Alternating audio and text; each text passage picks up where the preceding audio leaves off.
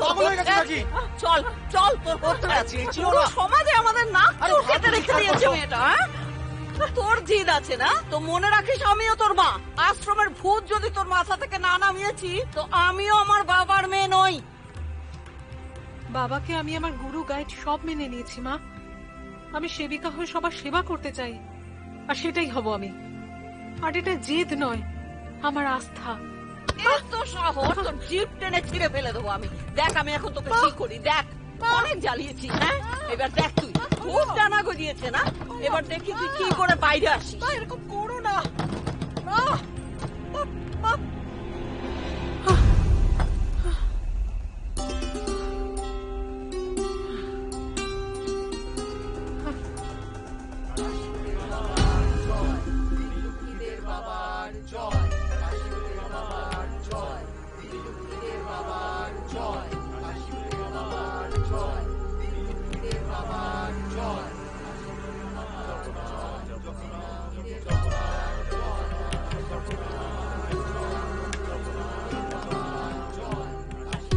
আজ বাবার বিশ্রামের সময় হয়ে গেছে, আবার আগামীকাল সকালে দর্শন দেবেন।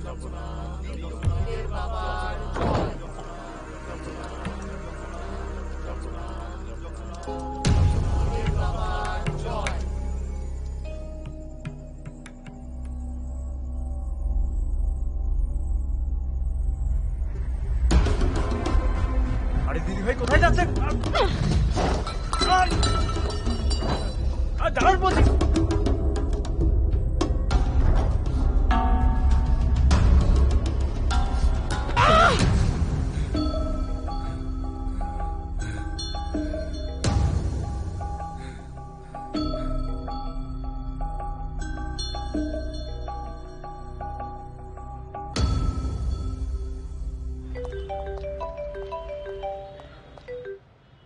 Join sir. তোমাকে বলেছিলাম না কঙ্কালের রিপোর্টটা চেঞ্জ করে দাও, করোনি কেন? স্যার এই কেসটা একটু তোমার দ্বারা না হলে কাজটা অন্য কাউকে দিয়ে দিই।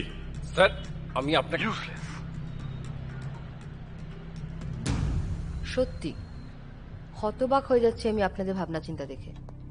কত ইজিলি নিচ্ছেন না আপনারা এই কেসটাকে। আপনারা জানেন একটা নৃশংস খুনের ভিকটিম এই মেয়েটা। ডেন্টাল পোস্টমর্টম রিপোর্ট অনুযায়ী মেয়েটার বয়স খুব বেশি হলে 22 কি 23 বছর। নিজের মতো জীবনটা বাঁচতে শুরু করেছিল, আর তখনই ওকে খুন করা হয়েছে।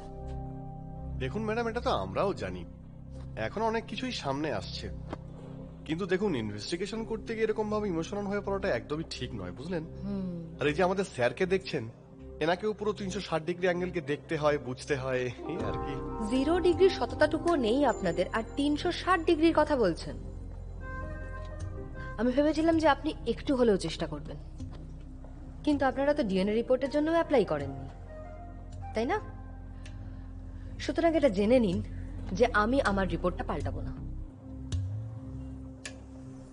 ঠিক বলেছেন, আপনার স্ট্যান্ড একদম ঠিক। কিন্তু আপনার স্ট্যান্ডটা কি বলুন তো? যখন গুন্ডারা এখানে এসে ডক্টর রাকেশকে রাত্রিবেলা বন্দি করে রেখেছিল, আর জানেন যে উনি এত ভয় পেয়ে গেছিলেন যে রাতারাতি যে ট্রান্সফার করিয়েছেন, আর আমাকে রোহতক ছেড়ে এখানে আসতে হয়েছে। ডক্টর ম্যাডাম, আপনি ঠিকই বলছেন। সরি, যা হয়ে গেছে সেটা তো আমি বদলাতে পারবো না, তবে আমি আন্তরিকভাবে ক্ষমা চাইছি। কিন্তু আপনাকে এইটুকু কথা দিচ্ছি যে যতই চাপ থাকুক না কেন, I will do my best to investigate this case. এবার ন্যায় বিচার হবে, আমি করব তদন্ত। চলে ভাই। আচ্ছা স্যার। কি নাম বললি? স্যার এসপি সিনহা, ওই মিরাটের। শালা ওই হারামিটা? ও তো ভীষণই খারাপ লোক। এদের দেখা হলো কি করে? দেখা হয়নি স্যার, এনাদের পরিবারের লোকেরা এনাদের দেখা করিয়েছিলেন। হ্যাঁ, সেই আইপিএস হলেই তো সম্বন্ধের লাইন লেগে যায়। তারপর তারপর আর কি, নাতাশা ম্যাডামের ডিভোর্স হয়ে যায় 6 মাস পরে। ডিভোর্স হয়ে গেছে? হ্যাঁ স্যার, ডিভোর্স হয়ে গেছে। আচ্ছা। ওই নাতাশা ম্যাডাম না এসপি সিনহার উপরে ডোমেস্টিক ভায়োলেন্সের কেস করেছিল স্যার। এসপি সিনহা স্যারের পুরো পরিবারকে নাতাশা ম্যাডামের পায়ে গিয়ে পড়তে হয়েছিল, তারপরেই ওই কেসটা আউট অফ কোর্ট সেটেলমেন্ট হয় স্যার। না হলে আপনার প্রিয় ডাক্তার এসপি সিনহা স্যারের চাকরি খেয়ে নিত। আরে আমাদের পোস্টমর্টমে ডাক্তার ম্যাডাম তো একদম ঝাঁসি রানী রে। সে কি আর বলতে স্যার, ঠিকই বলছি স্যার। আরে সাধু, হ্যাঁ স্যার। প্রথমবার কাউকে পেলাম যে আমারই মতো সাহস রাখে আর ভয় পায় না কাউকে। উনি যা করছেন করতে দিন না, আপনি কেন মাথা ঘামাচ্ছেন? এমনিতেই স্যার ওপর থেকে এত প্রেশার, আপনি এসব ছাড়ুন না। স্যার আমি একটা কথা বলবো, আপনি না কখনো আপনার ডিউটির মধ্যে ইমোশন মিশিয়ে ফেলবেন না স্যার। কেন মেশাবো না সাধু? বিবেক জাগিয়ে দিয়েছে ডক্টর নাতাশা, আমার ভুল চিন্তা ভাবনার পথ থেকে 360 ডিগ্রি ঘুরিয়ে দিয়েছে। ঠিক আছে স্যার, তবে একটা কথা স্যার, আপনি ওখানে বার খেয়ে গিয়ে যখন ইংলিশটা বলতে শুরু করলেন না স্যার, আমার তখনই মনে হয়েছিল এনার সঙ্গে মেশাটা আপনার উচিতই নয়। ওর থেকে দূরেই থাকুন স্যার আপনি। আমার না মহিলাকে খুব ডেঞ্জারাস মনে হয়, সত্যি বলছি স্যার। হ্যাঁ সামনে থেকে ডান দিকে। হ্যাঁ স্যার।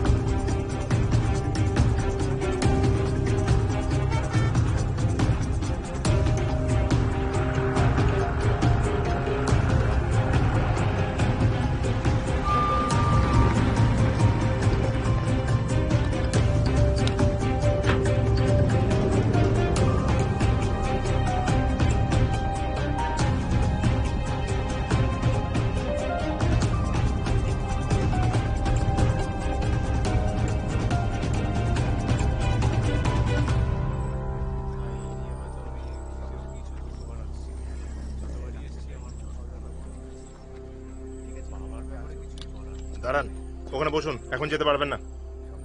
ওখানে বসুন, ওখানে।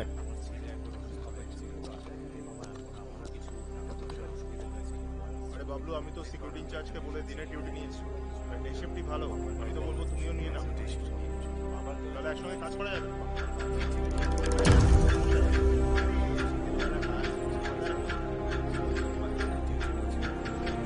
হ্যাঁ সেটাই।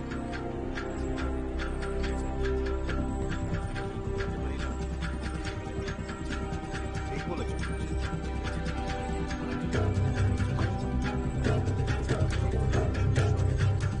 ঠিকই বলছো। হ্যাঁ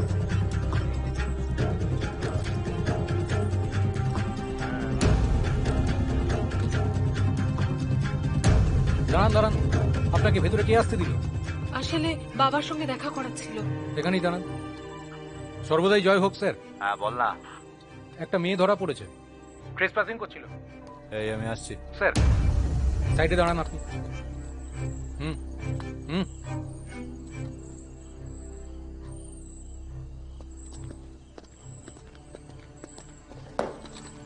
স্যার এই মেয়েটাই ট্রেসপাসিং করবার চেষ্টা করছে। এই তুই কে রে? হ্যাঁ, লুকিয়ে চুরিয়ে কি করে ঢুকছিলি? এই যা যা এখান থেকে। আমি যাব না, আমি বাবার সঙ্গে দেখা করব। বাবা এমনি এমনি দেখা করে না। উনি চেনেন আমাকে, পালোয়ান বলে ডাকেন। শুধু একবার দেখা করব, আমার খুব দরকার। আচ্ছা যখন চেনেন, কালকে 10টার সময় আয়, যখন দর্শন দেবেন। এখন যা। তো এখানেই থেকে যাচ্ছি আমি, আসলে একটু আর্জেন্ট ছিল। আচ্ছা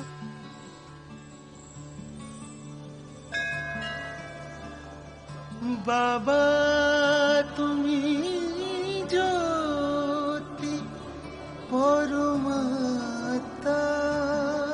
তোমার নামই করেছে স্মরণ আমাদের সত্তা, আমাদের সত্তা। প্রতিকণা বলে ওঠে প্রশ্ন যদি হয় করা, ও প্রতিকণা বলে ওঠে প্রশ্ন যদি হয় করা, উত্তরে ভেসে আসে সেই এক কথা, উত্তরে ভেসে আসে সেই এক কথা। তুমি সবার সর্বে সর্বা, তুমি সবার সর্বে সর্বা।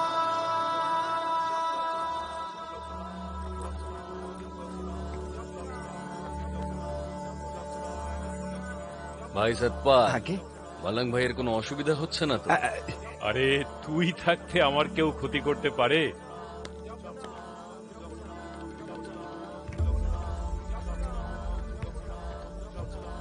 সদাই জয়। আপনার প্রথা ভক্তদের মনে জোর বাড়িয়ে দেয় বাবা। এই মেয়েটা বাড়ি থেকে পালিয়ে এসেছে, একটাই কথা বলে যাচ্ছে, সেবিকা হব আর আশ্রমে থাকবো। একে তো আমি... আরে পালোয়ান, তুই ভক্তি ঠিক আছে, কিন্তু বাড়ি থেকে পালিয়ে কেন এলি? এভাবে তো আশ্রমে থাকা যাবে না। যা, বাড়ি ফিরে যা। মা বাবা রাজি না হলে কেউ আশ্রমে থাকতে পারে না। ফিরে গেলে বাবা মা আমাকে কখনো আর আসতে দেবে না।